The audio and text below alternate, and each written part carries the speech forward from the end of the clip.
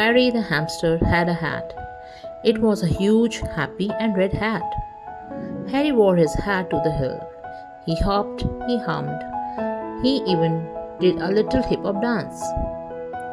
On the hill, Harry met a hen. "Hello, Harry," said the hen. "I love your hat." Harry gave a high five and smiled. Then they saw a horse with a long hairy mane.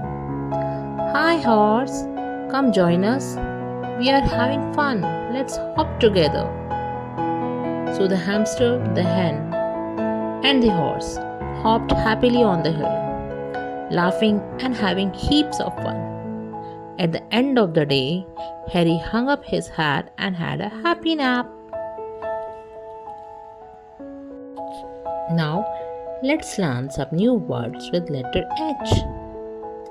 H, hammer. H, hat. H, house. H, hand. For more educational videos, keep watching Edwinz Learning.